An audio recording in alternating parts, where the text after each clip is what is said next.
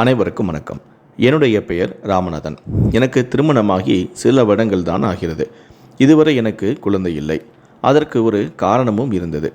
தற்சமயம் அப்பாவின் சொந்த வியாபாரத்தை கவனித்து வருகிறேன். 2 வருடங்களுக்கு முன்புதான் அம்மாவும் இறந்து போனார். அவர் இறந்த பிறகு அப்பாவிற்கு உடல்நிலை சரியில்லாமல் படுத்த படுக்கையாகிவிட்டார். அவரால் சரியாக பேசக்கூட முடியாது. அப்பாவை கவனித்து கொள்ளும் பொறுப்பை என் மனைவி பார்த்து கொண்டாள். எனது மனைவி வேறு யாரும் அல்ல, அப்பாவின் சொந்த சகோதரியின் மகள்தான். என் மனைவி என் அப்பாவை நல்லபடியாகவே கவனித்து வந்தாள். அவருக்கு பணிவிடை செய்வது, நேரத்திற்கு மருந்து கொடுப்பது என எல்லா பொறுப்புகளையும் அவளே ஏற்றும் கொண்டாள்.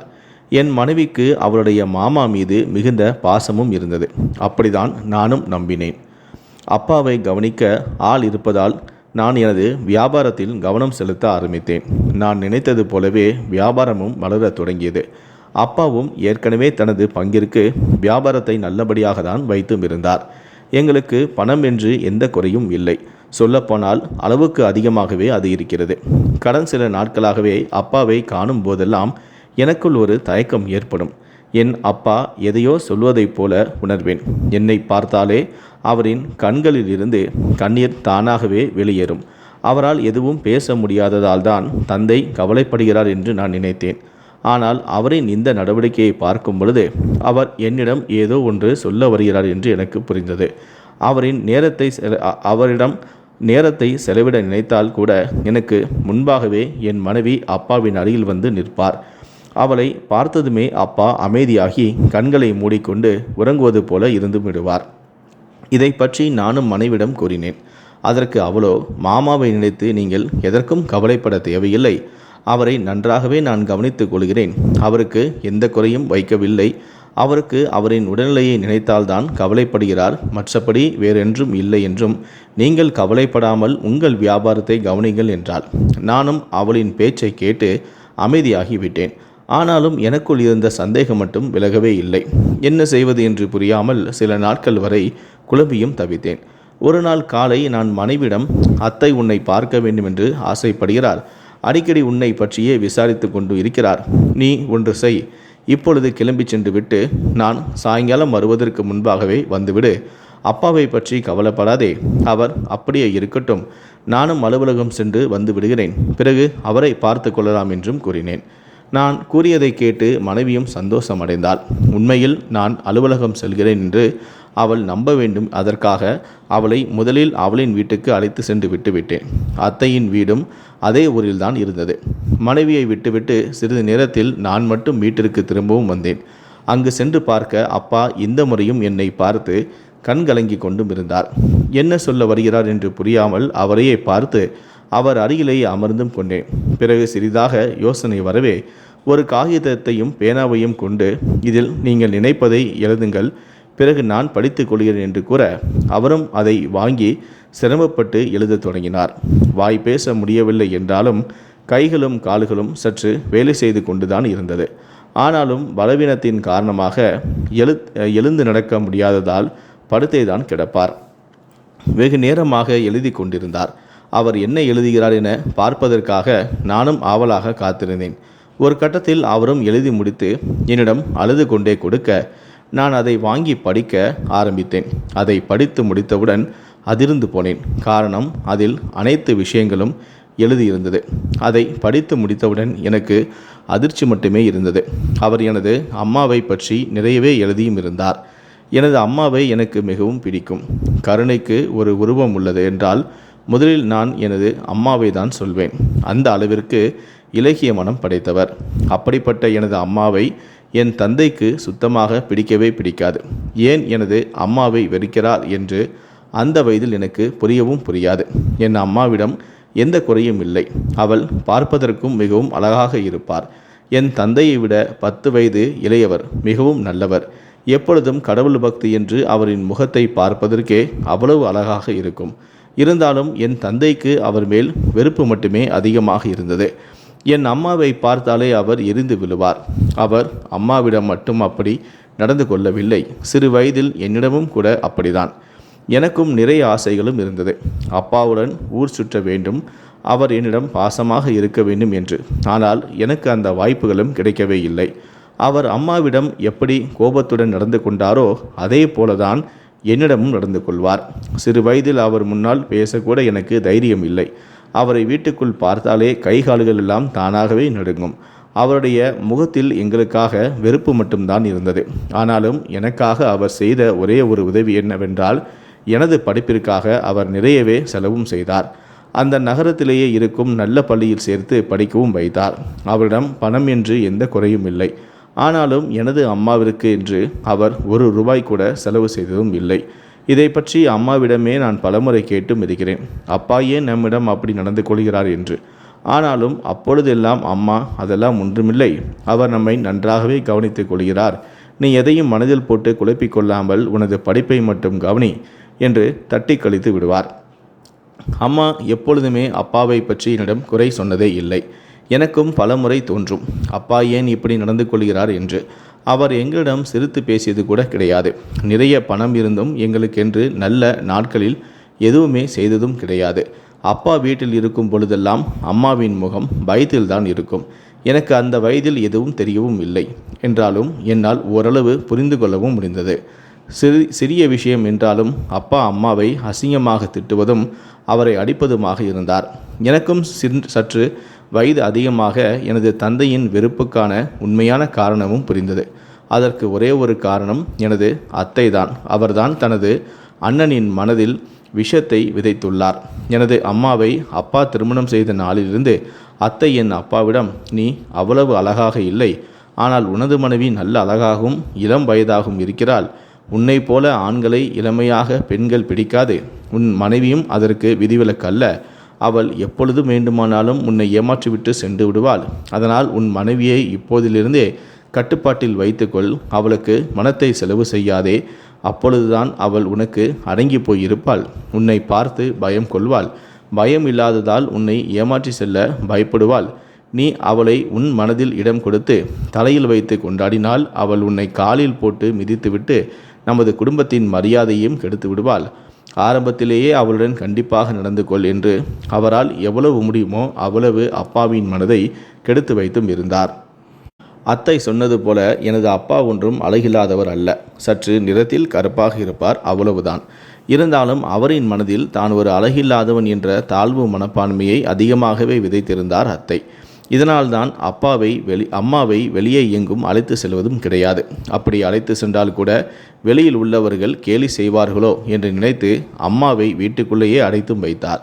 அம்மாவிற்கும் அப்பாவை நினைத்து நிறைய கவலைகளும் இருந்தது. தன்னோடு அன்பாக நடந்து கொள்ள மாட்டாரா என ஏக்கமும் அதிகமாகவே இருந்தது. அது அவரின் கண்களிலேயே தெரியும். எனக்கும் விவரம் தெரிய ஆரம்பித்தவுடன் பலமுறை அம்மாவிடம் கேட்டதும் உண்டு. இப்படிப்பட்ட ஒரு மனிதனோடு ஏன் நாம் வாழ வேண்டும்? நாம் தனியாக சென்று எங்கேயாவது பிழைத்து கொள்ளலாம். வீட்டை விட்டு வந்துவிடுங்கள், உங்களுக்கு நான் இருக்கிறேன் என ஆறுதலும் கூறுவேன். அப்பொழுதெல்லாம் அம்மா ஒரு சிறிய புன்னகையோடு எனது பேச்சை தட்டு கழித்து விடுவார். ஒரு நாள் ஏனோ ஒரு காரணத்துக்காக அப்பா அம்மாவை திட்டிக் கொண்டிருந்தார். அப்பொழுது அப்பா அம்மாவை, நீ வேறு யாருடன் தொடர்பில் இருந்தாயா என மோசமான வார்த்தைகளை கூறிக்கொண்டும் இருந்தார். என்னால் அதற்கு மேல் அவரின் பேச்சை தாங்க முடியவில்லை. அம்மாவும் அவரிடம் அழுது கொண்டு இருந்தார். நான் அப்பொழுது 12ஆம் வகுப்பு படித்து கொண்டு இருந்தேன். எனக்கும் கோபம் தலைக்கேறி அப்பாவிடம், நீங்கள் ஒரு மோசமான மனிதர், எனது அம்மா போன்ற பெண்ணை வைத்து குடும்பம் நடத்துவதற்கே தகுதியில்லாத ஆள், இனிமேலாவது மனிதனாக நடந்து கொள்ளுங்கள். இதற்கு மேலும் உங்கள் நடவடிக்கைகளை பார்த்து கொண்டு நான் சும்மா இருக்க மாட்டேன் என்று கத்தத் தொடங்கினேன். எனது கோபத்தை பார்த்து அப்பாவும் கோபப்பட ஆரம்பித்தார். என்னை அடிப்பதற்காகவும் கைகளை ஓங்க நானும் சற்றும் யோசிக்காமல் அவரின் கைகளை பிடித்து நிறுத்தினேன். நான் அப்படி நடந்து கொள்வேன் என்று அவரே எதிர்பார்க்கவில்லை. அவரின் அதிர்ச்சி அவரின் முகத்திலேயே தெரிந்தது. பிறகு ஒன்றும் பேச முடியாமல் அமைதியாக நின்று விட்டார். அத்தையும் அருகில்தான் நின்றார். அவர் அப்பாவிடம், பாருங்கள் அண்ணன், உங்கள் மனைவி பேச முடியாமல் உங்கள் பையனை வைத்து அவனிடம் தூண்டிவிட்டு உங்களிடமே எதிர்த்து பேச வைக்கிறாள். எனக்கு இது முன்பே தெரியும் இப்படி ஏதேனும் நடக்கும் என்று. இனிமேல் தான் நீங்கள் கவனமாக இருக்க வேண்டும். உங்கள் சம்பாத்தியத்தில் உடம்பை வளர்த்துவிட்டு இருவருக்கும் திமிரை பாருங்கள். இதை இப்படியே விட்டு விடாதீர்கள் என்று எனது அப்பாவை இன்னும் கோபப்படுத்தி கொண்டும் இருந்தார். நானும் கோபமாக அத்தையிடம், நீங்கள் உங்களது வேலையை பாருங்கள், எவ்வளவு நாள் இப்படியே இருக்கப் போகிறீர்கள்? உங்களுக்கு எங்கள் வீட்டில் என்ன வேலை? நீங்கள் சென்று உங்கள் குடும்பத்தை பார்த்தாலே போதும். எங்கள் குடும்பத்தை நாங்கள் பார்த்து கொள்கிறோம் என்று கத்த, அவரும் அமைதியாக அப்பாவின் முன்னால் அழுவதைப் போல நடித்து கொண்டு அங்கிருந்து சென்றும் விட்டார். நானும் ஒரு முடிவில் தான் இருந்தேன். இன்று என்ன நடந்தாலும் பார்த்து கொள்ளலாம் என்று. ஆனால் அம்மா தான் மிகவும் பயந்து விட்டார். எங்கே அத்தையின் பேச்சை கேட்டு அப்பா எங்களை வீட்டை விட்டு அனுப்பிவிடுவாரோ என்று. ஆனால் அவர் நினைத்தது போல எதுவுமே நடக்கவும் இல்லை. அமைதியாக நின்ற அப்பாவும் சிறிது நேரத்திலேயே வீட்டை விட்டு கிளம்பி சென்று விட்டார். அவர் சென்ற பிறகு கூட அம்மாயிடம், ஏன் அப்படி நடந்து கொண்டாய், கொஞ்சம் பொறுமையாக இருந்திருக்கலாமே என்று அறிவுரை மட்டுமே கூறிக்கொண்டும் இருந்தார். அதன் பிறகு சில நாட்கள் வரை அப்பா எங்களிடம் எதுவும் பேசவே இல்லை. எனக்கும் சற்று நிம்மதியாக தான் இருந்தது, அப்பாவால் இனி அம்மா கஷ்டப்பட மாட்டாள் என்று. ஆனாலும் அத்தை வீட்டிற்கு வருவதை தடுக்க முடியவில்லை. அப்படி வந்தாலும் அம்மாவிடம் சிறு சிறு சண்டைகளை போடத்தான் செய்வாள். அப்போதெல்லாம் அப்பாவிடம் முறையிட்டால் கூட அவரும் எதுவும் கேட்பதும் இல்லை. ஏனெனில் அவருக்கு தெரிந்து போனது, இனிமேல் அம்மாவை திட்டினால் நான் அவருடன் சண்டையிடுவேன் என்று. பிறகு நானும் படிப்பில் கவனம் செலுத்த ஆரம்பித்தேன். 2 வருடங்கள் வரை அமைதியாக சென்றது. நானும் கல்லூரியில் சேர்ந்து படித்து கொண்டு இருந்தேன். இனிமேல் எல்லாம் நல்லபடியாக நடக்கும் என்று நினைத்தும் இருந்தேன். ஆனால் அப்படி எதுவுமே நடக்கவில்லை. சில மாதங்கள் கழித்து அப்பா மீண்டும் பிரச்சனையை தொடர ஆரம்பித்தார். இந்த முறை சற்று வித்தியாசமாக. ஒரு நாள் அப்பா என்னையும் அம்மாவையும் அழைத்து அமர வைத்து என்னிடம் பேச ஆரம்பித்தார். நான் சொல்வதை கவனமாக கேளுங்கள்.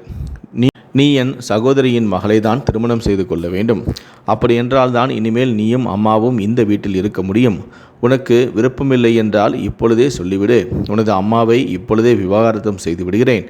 அவளை அழைத்து கொண்டு நீ எங்கேயாவது சென்று விடு. எனது மூஞ்சிலேயே முழித்து விடாதே என்று கூறினார். இந்த பணமும் சொத்தும் நான் கஷ்டப்பட்டு சேர்த்தது. அதை யாருக்கு கொடுக்க வேண்டும், கொடுக்கக்கூடாது என்று நான் தான் முடிவு செய்வேன்.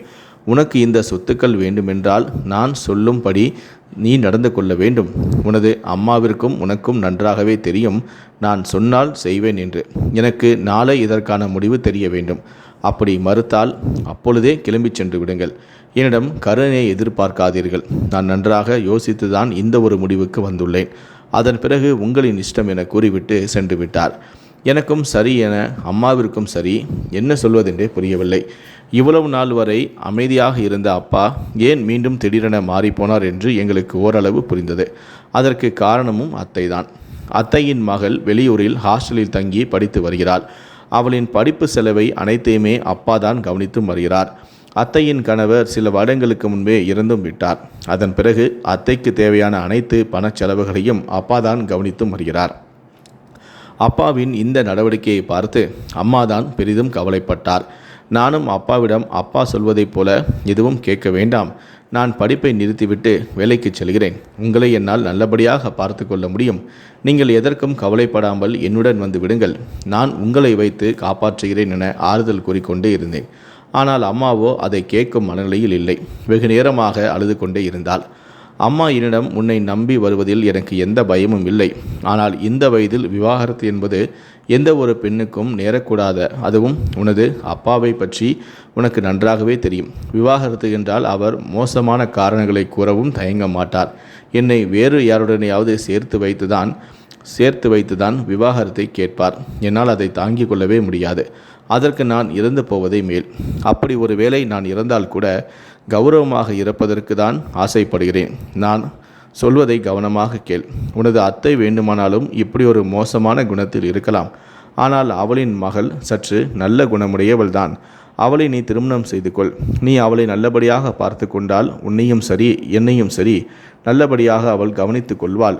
எனக்கு இந்த வீட்டை விட்டு கெட்ட பெயருடன் வெளியேறுவதற்கு விருப்பமில்லை.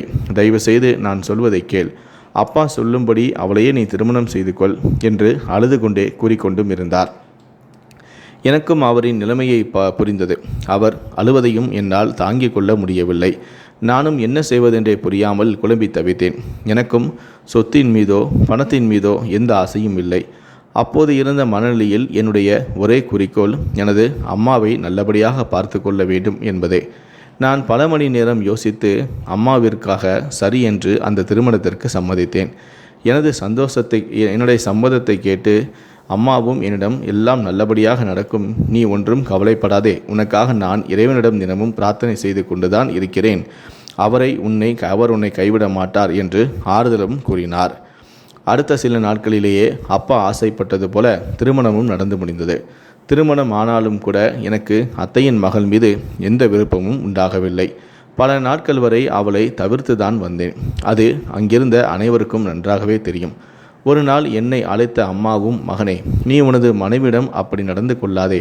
உனது அப்பா செய்யும் அதே தவறை தான் நீயும் செய்கிறாய். உன்னை நம்பி வந்தவளை கலங்கப்படுத்தாதே. அவளுடன் சந்தோஷமான வாழ்க்கையை வாழ்வதற்கு முயற்சி செய். அப்படி நீ செய்யவில்லை என்றால் உனக்கும் உனது அப்பாவிற்கும் எந்த வித்தியாசமும் இல்லை.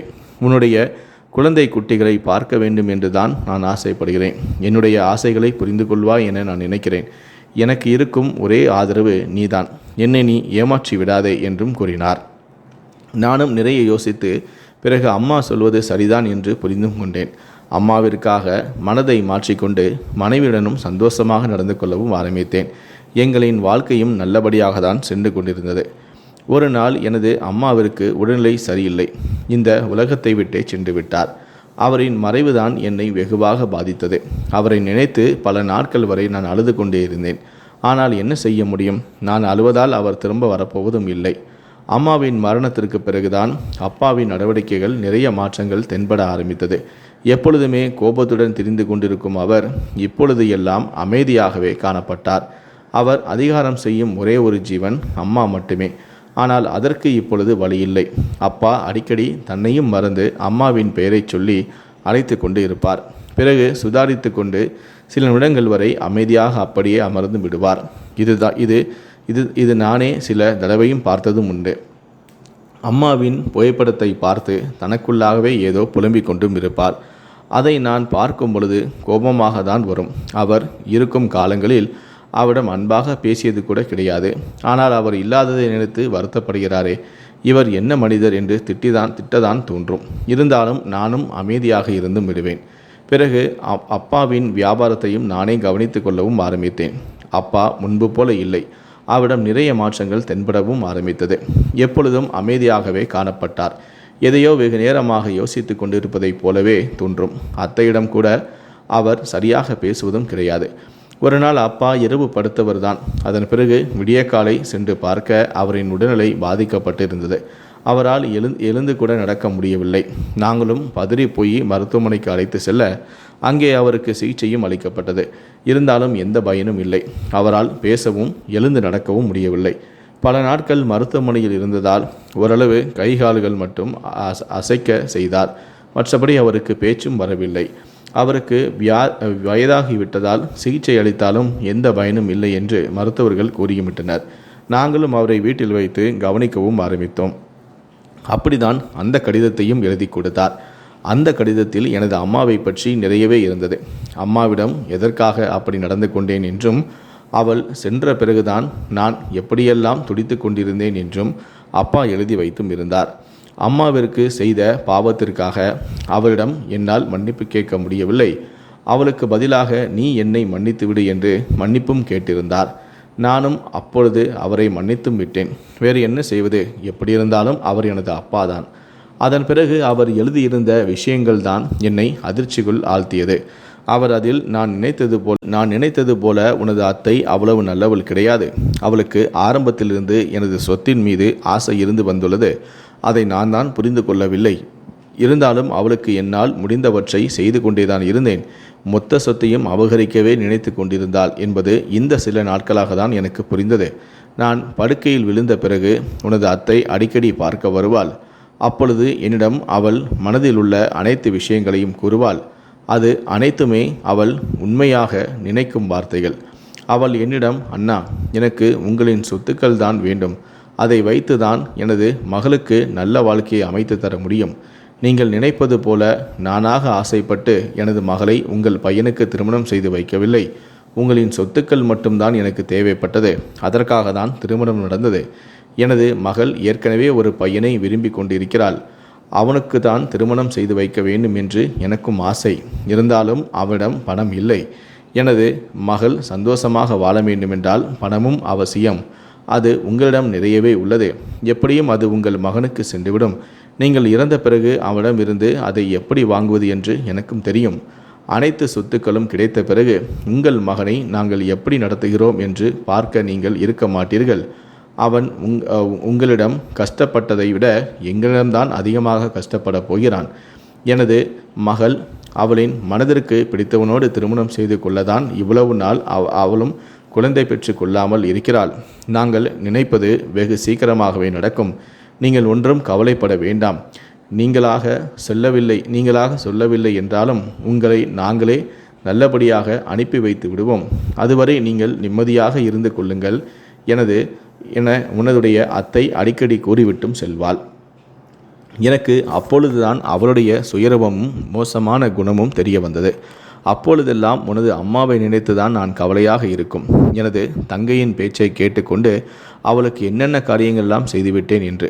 உனது அம்மாவோடு சந்தோஷமான வாழ்க்கையை வாழ்வதற்கு எனக்கு கொடுத்து வைக்கவும் இல்லை. ஆனால் நீ அப்படி இருந்து விடாதே. உனக்கு கட்டாயப்படுத்தி திருமணம் செய்து வைத்த நானே சொல்கிறேன். உனது மனைவியை விவாகரத்து செய்துவிட்டு வேறு ஒரு நல்ல பெண்ணாக பார்த்து திருமணம் செய்து கொள். அவளுடன் எந்த தொடர்பும் வைத்து கொள்ளாதே. ஒருவேளை அவளுக்கு நீ பாவம் பார்த்தால் நீதான் கடைசி வரையில் பைத்தியக்காரனாக தெரிய வேண்டும். அவளுக்கு தேவை உனது சொத்து மட்டுமே. அதை கிடைத்துவிட்டால் உன்னை என்ன செய்ய வேண்டுமானாலும் தயங்க மாட்டார்கள். என்னால் முடிந்தவரை உனக்கு புரிய வைத்து விட்டேன். உனது அம்மாவிற்கும் செய்த துரோகத்திற்கு என்னை மன்னித்து விடுங்கள். பார்த்து கவனமாக இரு என அதில் எழுதியிருந்தது. நானும் அப்பா எழுதியதை படித்து கொண்டே அவரை பார்க்க அவரும் கண்களில் கண்ணீரோடு தலையாட்டி கொண்டு இருந்தார். அவரால் அதை மட்டுமே செய்யவும் முடிந்தது. ஆனாலும் எனக்கும் சிறிதாக சந்தேகம் இருக்கத்தான் செய்தது.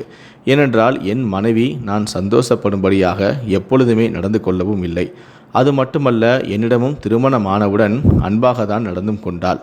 ஆனாலும் அப்பா சொல்வதையும் என்னால் நம்பாமல் இருக்கவும் முடியவில்லை. நானும் யோசித்தேன். எங்களின் அறைக்கு சென்று மனைவிக்கு சொந்தமான பீரோவை ஏதாவது தடயங்கள் கிடைக்கின்றதா என ஆராய்ந்தும் பார்த்தேன். அப்படி பார்த்த எனக்கு அதிர்ச்சி மட்டுமே காத்திருந்தது. ஏனென்றால் அதில் நிறைய மாத்திரைகளும் தென்பட்டன.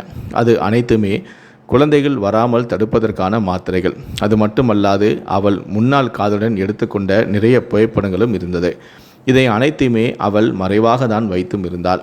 அதிலிருந்து புரிந்து போனது அப்பா உண்மையைதான் சொல்லி கொண்டு இருக்கிறார் என்று. நானும் என்ன செய்வதென்றே புரியாமல் சிறிது நேரம் அப்பாவிடம் பேசியிருந்துவிட்டு வீட்டை விட்டு வெளியே வந்து விட்டேன். பிறகு யோசித்து கொண்டே சாயங்காலம் வரும் வரை காத்திருந்தேன். பிறகு எப்பொழுதும் வீட்டுக்கும் செல்லும் நேரத்திற்கு நான் வீட்டில் சென்று பார்க்க அங்கே என் மனைவியும் வந்திருந்தாள். அவள் எப்பொழுதும் போல எனது அப்பாவை கவனித்து கொண்டும் இருந்தாள். நானும் அவளிடம் எதுவும் பேசவில்லை. எப்பொழுதும் போல நடந்து கொண்டேன். ஆனால் என் மனதிற்குள் ஒரு எரிமலை வெடித்து கொண்டு இருந்தது. இரவு முழுவதும் தூக்கம் வராமல் தவித்திருந்தேன். விடிய காலை எப்பொழுது உறங்கினேன் என்று தெரியவில்லை. நான் உறங்கிய சிறிது நேரத்திலேயே மனைவி அலறும் சத்தம் கேட்டது. நானும் என்னவென்று பார்க்க அப்பா இறந்துவிட்டார் என்ற செய்தியை தெரிவித்தாள். நானும் அவரின் அருகே சென்று பார்க்க அவள் சொன்னது உண்மைதான். அப்பாவும் இறந்துதான் போயிருந்தார். நானும் அவரின் கையை பிடித்து வெகு நேரமாக அழுது கொண்டிருந்தேன். போகும் பொழுது கூட எனக்கு நல்லது செய்துவிட்டு தான் சென்றிருந்தார். அப்பாவை நல்லபடியாக வழியனுப்பி வைத்த பிறகு சில நாட்கள் வரை நான் அமைதியாக இருந்து யோசிக்க ஆரம்பித்தேன். நானும் ஒரு முடிவையும் எடுத்துவிட்டேன். அதன்படி எங்களின் குடும்ப வக்கீலை அணுகி அவரிடம் நடந்த அனைத்து விஷயங்களையும் கூறி அப்பா எனக்காக எழுதிய கடிதத்தையும் பிறகு எனது மனைவியும் காதலனும் இருக்கும் புகைப்படங்களையும் காண்பித்து எனது மனைவியுடன் விவாகரத்து வேண்டுமென்று கூற அவரும் எனது நிலைமையை புரிந்து கொண்டார். அப்பொழுதே விவாகரத்து கோரி நீதிமன்றத்திலும் வழக்கும் தொடர்ந்தார். இதை பற்றி நானும் எனது அத்தையிடமும் எனது மனைவிடமும் தெரிவிக்க முதலில் அதிர்ந்து போனார்கள். அவர்களுக்கும் புரிந்து போனது எல்லா உண்மையும் எனக்கு தெரிந்துவிட்டது என்று. அவர்களாலும் ஒன்றும் செய்ய முடியவில்லை. நானும் அத்தையிடம், அத்தை பாருங்கள், எனக்கு இப்பொழுதும் கூட உங்களின் மேல் எந்த கோபமும் இல்லை. அப்பாவிற்காக உங்களை மன்னித்து விட்டேன். ஆனாலும் இதற்கு மேல் உங்களை நம்பி என்னால் உங்களின் மகளோடு வாழ முடியாது. அதற்காக எனது அப்பா சம்பாதித்த அனைத்து சொத்துக்களையும் உங்களுக்கு கொடுக்கவும் முடியாது. கடைசி காலத்தில் உங்கள் மகள் எனது அப்பாவை கவனித்து கொண்டதால் இந்த வீட்டை மட்டும் வேண்டுமென்றால் எழுதி தருகிறேன். அதை எடுத்துக்கொண்டு விவாகரத்தை கொடுத்து விடுங்கள். இல்லையென்றால் அதுவும் கிடைக்காது என பேசி பார்த்தேன்.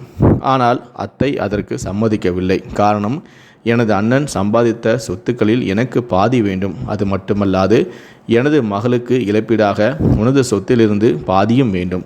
அனைத்தையுமே கொடுத்துவிட்டால் உனக்கு விவாகரத்து தருகிறேன் என மிரட்ட ஆரம்பித்தார். அப்பொழுதுதான் எனக்கும் புரிந்தது அவர்கள் சொத்திற்காக எதை வேண்டுமானாலும் செய்வார்கள் என்று. நானும் விடவில்லை. சில மாதங்களாகவே நீதிமன்றத்தில் வழக்கம் தொடர்ந்தது. ஒரு கட்டத்தில் எனக்கு சாதகமாகவே தீர்ப்பும் வந்தது. பரம்பரை சொத்துக்கள் இல்லாமல் அனைத்துமே எனது அப்பா ஒருவரே சம்பாதித்திருந்ததாலும், அனைத்து சொத்துக்களையும் அப்பா என் பேரில் எழுதி வைத்திருந்ததாலும் யாருக்கும் பாகு பிரிவினை கொடுக்க வேண்டியது இல்லை என்றும், அது மட்டுமல்ல மனைவியின் நடத்தை சரியில்லாததாலும் அவர் வேறு ஒருவனுடன் தொடர்பில் இருந்தார் என்றும் உறுதி செய்யப்பட்டதாலும் அவருக்கும் எந்த இழப்பீடும் கொடுக்க வேண்டியதும் இல்லை என்று தீர்ப்பும் வழங்கப்பட்டது. நானும் அப்பொழுதுதான் நிம்மதியாகவும் சந்தோஷமாகவும் உணர்ந்தேன். ஒரு பெரிய ஆபத்து என்னிடமிருந்து விலகியதாக நான் நினைத்தேன். அதுவும் எனது அப்பாவால். நானும் சற்று யோசிக்கவில்லை. அங்கு எனக்காக இருந்த அனைத்து சொத்துக்களையும் நல்ல விலைக்கும் விற்றேன். எனக்கு அந்த ஊரில் இருப்பதற்கும் பிடிக்கவில்லை. பெரிய நகரத்திற்கு சென்று இருக்கும் பணத்தை வைத்து வியாபாரத்தையும் கவனித்துக் கொள்ளலாம் என்று நினைத்தேன். நான் ஊரை விட்டு வரும்பொழுது கூட அத்தையினிடம் நீங்கள் சொன்னது போலவே அந்த வீட்டையாவது கொடுத்துவிட்டு செல்லுங்கள் என்று கெஞ்சி கொண்டிருந்தார். ஆனால் நான் எதற்கும் செவி சாய்க்கவில்லை. எனக்கு அப்பொழுதெல்லாம் எனது அம்மாவிற்கும் அப்பாவிற்கும் துரோகம் செய்தது மட்டுமே ஞாபகம் வந்தது. நான் அப்பொழுதே அவரிடம் எனக்கும் உங்களுக்கும் இனி எந்த உறவும் இல்லை, எதை கேட்டும் என்னிடம் வரவும் வேண்டாம் என்று திட்டவட்டமாக கூறிவிட்டு நான் நினைத்தது போலவே நகரத்திற்கு வந்துவிட்டேன். இங்கு வந்து எனக்கென வியாபாரத்தை தனி இடத்தையும் பிடித்தேன். முன்பு இருந்ததை விட பணத்தை அதிகமாகவே சம்பாதிக்கவும் ஆரம்பித்தேன். நானும் எனது வாழ்க்கை இப்படியே சென்றுவிடக்கூடாது என்பதற்காக திருமணம் செய்து கொள்ளவும் நினைத்தேன். அதற்காக தெரிந்தவரிடம் சொல்லி வைத்து நல்ல பெண்ணாகவும் பார்க்க தொடங்கினேன். ஒரு கட்டத்தில் நான் தேடிய பெண்ணும் கிடைத்தாள். அவளின் பெயர் மீரா. நானும் என் வாழ்க்கையில் நடந்த அனைத்து விஷயங்களையும் அவளிடம் முன்பாகவே கூறி திருமணம் செய்தும் கொண்டேன். அவளும் என் மேல் பாசமாக இருந்து என்னையும் எனது நிர்வாகத்தையும் கவனித்தும் கொண்டாள். எங்களின் அன்பிற்கு அடையாளமாக 2 குழந்தைகளும் பிறந்தது. என் வாழ்க்கையும் சந்தோஷமாகவே மாறத் தொடங்கியது. குழந்தைகளை பார்க்கும் பொழுதெல்லாம் நான் நினைக்கும் விஷயம் ஒன்றுதான். நான் எனது அப்பாவை போல இருக்கக்கூடாது என்பதுதான். அதற்காக குடும்பத்திற்கு என்று நிறைய நேரங்களை செலவழித்து அவருடன் சந்தோஷமாக காலத்தையும் கழித்து வருகிறேன்.